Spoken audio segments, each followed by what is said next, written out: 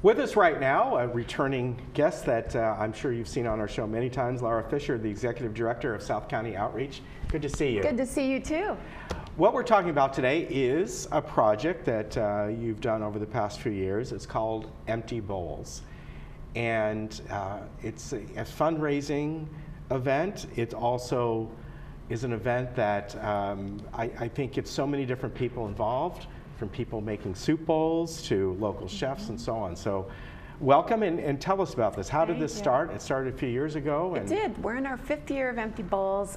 It's actually a national initiative that we brought local. But it's really a community-wide event. So we've got artisans, both from our slipcasters here in Laguna Woods to high school students that make our guests a one-of-a-kind ceramic bowls that they take home with them. And the idea is that it reminds them of people that don't have enough to eat. But the night's lovely. So we represent, South County Outreach represents really 13 different South County communities. And we've picked a local chef in each of those communities, and it's a soup tasting.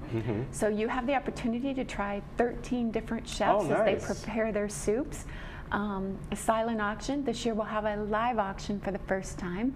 But it's lovely. It's at the El Negal Country Club, so it's easy for people to get to. There's no valet parking. It's easy in and out. It's comfortable for people, and it typically sells out. So if people want to come, I encourage them to get tickets now because it's a lot of fun. Yeah, and it's not that far away, just a couple weeks. Just a couple weeks, yeah. It'll be here before we know it, so I'm excited.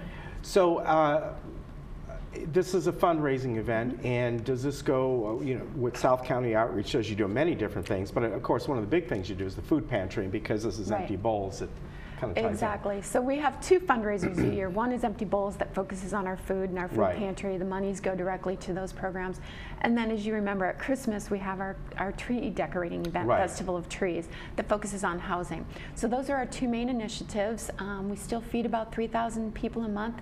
Even though people think the economy is improving, most people that have gone back to work are still only working part-time jobs and maybe minimum wage jobs. So unfortunately, we see a lot of people, both young people and seniors, that are still having a hard time paying all their bills every month. We recently had a woman come in who was 100 years old. Wow. First woman 100 years old I'd ever met, which would have been delightful had she not been in need of our services. And she was in great spirits, and kind of facetiously said that she had outlived her money. She had planned to live to 90, and was beyond that. And we were able to assist her with a rental payment. At the same time, we will see a household. We recently had a woman that was living in a tent in Trabuco Canyon with her 2 small children, because she couldn't afford rent either. So there's, it runs the gamut of people that are in need of services all the time. Most of them don't need our help all the time. We typically only see a client about 5 or 6 times a year. They come really when they need us. Okay. So the Empty Bowls, you mentioned people getting involved, and we have, as far as making the bowls, you have, in fact, we just had on last week the slipcasters and the ceramic people and the porcelain people and all that, and they get involved here. They do. In fact, the bowls are just beautiful. It's hard, and so we set the tables and the bowls are on the tables, and when people will arrive, you'll see them scouring the room to find what their favorite bowl is so that they can pick it up and take it home with them. That's nice. Yeah, we would not be able to hold this event without the slipcasters and the ceramics here on Laguna Woods. It's wonderful. It's truly wonderful. How'd you get the local chefs involved? Local, so some of the restaurants within the area and Exactly. Because we are a local agency, we wanted to go to what were local favorites. And so that's kind of what we've done. And we're very blessed in the sense that a lot of times when we ask, people will respond. And so they're eager to come and kind of share their soup. It's not, a chef making a whole meal. And so some of them are very exotic. One year we had one that had popcorn in it. Last year we had one that had shrimp and bacon both in it. Oh, that sounds good right there. Yeah, they're different, right? And so people get to taste a whole variety. So it's fun. It's a really fun roving night. And the high school kids are engaged, so we've got seniors there and we've got high school kids, and it's an opportunity for people to hear firsthand from one of our housing clients. So you get to hear the story of someone that, by attending our fundraiser, you've made a difference in their lives. Yeah, that's really nice. And you know, as you mentioned, throughout the year, you folks do so many different things beyond the food pantry, right? We do. So we've got a homeless prevention program where we assist people with paying their rent if they're facing eviction directly to their landlord. We've got our food pantry, we've got computer learning classes, so if someone is in need to go back to work, they're unemployed or they're underemployed, they can come and take free computer classes.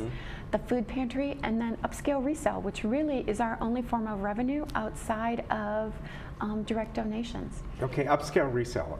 So is this a location people can go to? It's very close. Okay. It's right off of Ridge Route. Okay. So if you know kind of where Furniture Row is and where the dog park and Tuesday Morning is, we're right around the corner from Tuesday Morning. Okay. It's a great little thrift store. We're always in need of great volunteers there. So if you've always wanted to work in retail, it's an opportunity for a low pressure. You don't have a sales quota. You just go and meet great people and help us raise some money. But we're also looking for donations there. Donations have been low this year to the thrift store. So if you're doing that spring cleaning or getting ready for summer and have sportswear or clothing, small housewares that you're looking to make a donation, those go directly to support our programs. Oh, that's nice. Now, we have both the website and the phone number on the screen right now, and that's whether they want to help with empty bowls or donate stuff. This is the contacts. It is. Okay.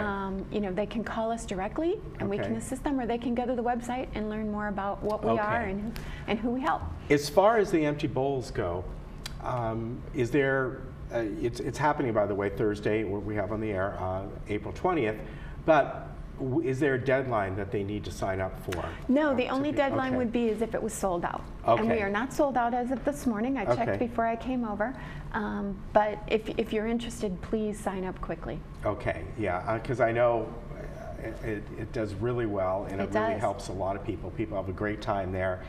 And I know sometimes in the past you've brought some of the bowls on, but they're really nice. And what's great about this is you're helping out, you get something in return, you get to try some local food. Exactly. As well. Now, as far as the food pantry goes, beyond this, how do people make donations to that? Do you like monetary donations? Do you like say gift cards to retail and things like grocery stores, things like that? There's no right answer to that. We have if you go to our website, we have a virtual food drive, and you get a little shopping cart, and you have a little avatar, and you go through the store and you put stuff in your cart. With cash donations, that allows us to buy items that we don't have on the shelves. Right. So we try to make sure that there's protein, fresh chicken, those types of items, and we can typically take about a $100 donation and turn it into almost $200 worth of groceries. Okay. But we also know that food drives are a great opportunity. Sometimes people will do them in their homes.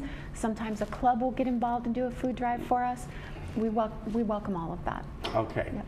So when it comes to your food drive, are there certain things that you folks really need that maybe people don't think about? A lot of times with food drives, people are thinking about canned items, pastas, and which are fine.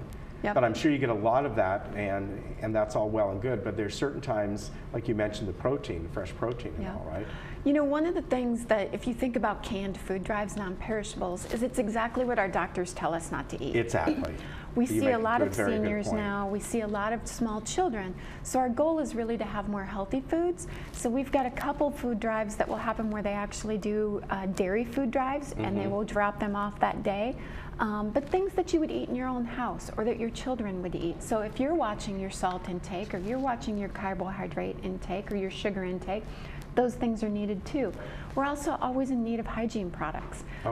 If you think about what a toothbrush costs today, toothbrushes are $3 now. It's kind of, that's so expensive for people. So all of those types of things, if it's something that you would need on a regular basis in your pantry or your household, we probably need those things too. We never have enough peanut butter and jelly. Children eat a lot of it. But we never have enough low sodium type items as well. Okay, that's a good point. Now, do you have freezers there as well? We do. Okay. We are the largest food pantry, excuse me, in South Orange County.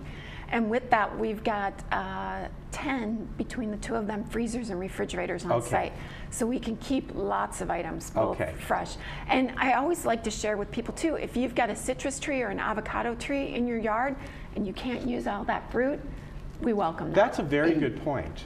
That's a great idea, because I know our orange tree, when it's really flourishing, you can't get it all done, right? Yeah, exactly. Or the varmints come in and they help themselves. But that's good. All the different things you mentioned that people can help out. And if you don't really want to go through that, well, go online and do the virtual, or just give a cash donation. That way you can get exactly what you need. Exactly. Yeah, very good. All right, I want to give you, once again, the website is sco-oc.org. It's on the screen there, 949-380-8144. Empty Foods, Empty Bowls, excuse me, will be on, coming up on April 20th, El Niguel Country Club, which is down the road, Moulton. It turns in Golden Lantern or something, exactly. Right? And then on Crown Valley. So yes. if they go down Moulton to Crown Valley, you'll make a right and you'll run right into it. Okay, Laura, always good to see you. You take care, and we'll be right back.